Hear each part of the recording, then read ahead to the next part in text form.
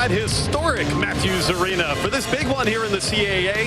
It's Hofstra and Northeastern, a couple of teams with their sights set on winning this league.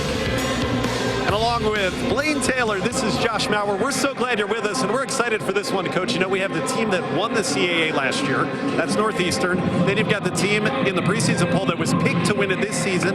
That's Hofstra, and they're all right there with a bunch of other clubs fighting for first place. And if you look at Hofstra, they're led by a do-everything senior point guard. This is Wanye Green, and boy, he can beat you in many different ways, Coach. We've got a couple of great big men that we're going to be keeping our eyes on here today.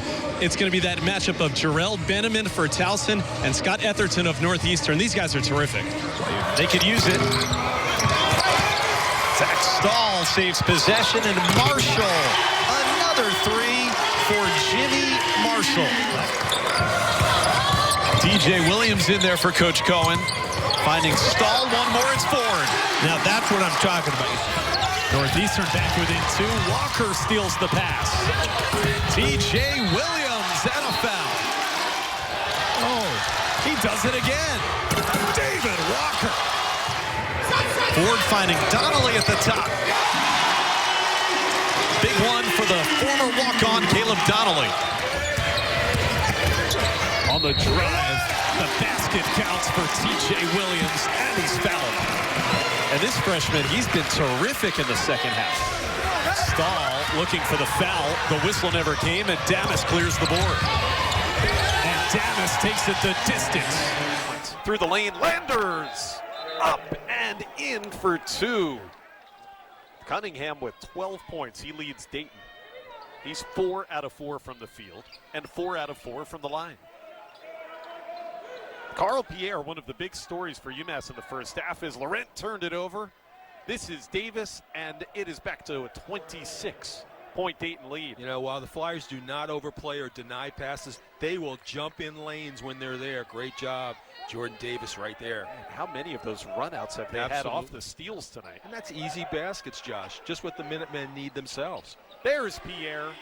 So my point was going to be, one of the big stories was the fact that he went scoreless. One of the hottest players in the A-10 coming in was 0 out of 7 before that one went in. Yeah, only the third point of the night for Carl Pierre. Coach McCall has talked about him being a leader on this team this year and certainly into the future. In that St. Joe's comeback, it was Pierre who did a bulk of the scoring. He had 19 of his 21 points in the game in the second half. UMass hoping for something, anything similar to that to get back into it. That's a Laurent foul as Cunningham hit the deck. Josh Cunningham doing a good job there with the early setup. Got the post feed. Tough matchup for Laurent. It sure is. It's a more physical presence than Laurent is. Laurent gives you a little option. John Laurent more of a stretch 4-man. Josh Cunningham a powerful big at the 4 and the 5. Dayton Flyers coming in with a 10-4 conference record, good for third place in the Atlantic 10. UMass 3-11. The Minutemen would probably, of the final 4 games left, they'd have to win, you'd think, 3 of them to get their way out of the opening round in the conference tournament. Claire Jo into the corner, and Laurent had a look at a 3. Excellent secondary fast break by the Minutemen. Had Laurent in one corner for the three-point look, had Carl Pierre in the other corner for the three-point look. Excellent job by Claire Jo getting the push. UMass has it down to 20. Obi Toppin ends a 6-point Minutemen run. Toppin continues to be perfect from the field, 5 for 5.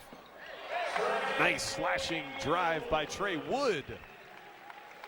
Trey had a couple of buckets early in the game. This was his second start of the season and second of his career. So effective going to the right to left crossover.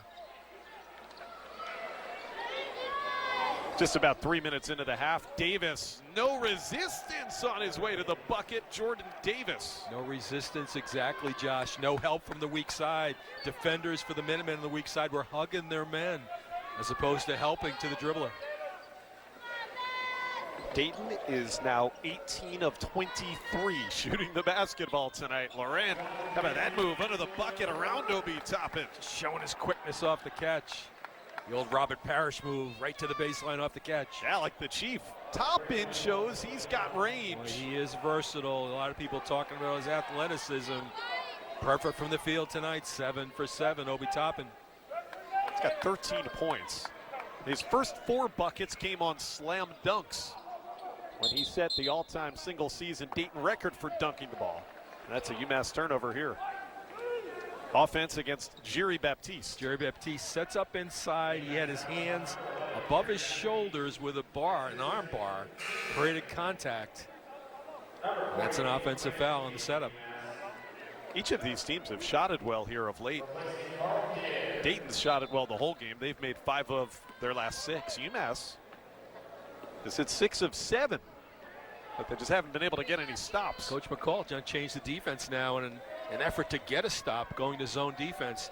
Minutemen not doing a good job doing driving lanes. Perfectly executed play against the zone. Set a screen on the middle guy in the back of that zone, got the easy layup. Toppin already with 7 points this half. 7 points in 4 minutes. That's a Dayton foul as Laurent started the drive. Toppin picked it up, and the Flyers lead by 25. My goodness, what offense tonight from the boys from Ohio. We'll be back.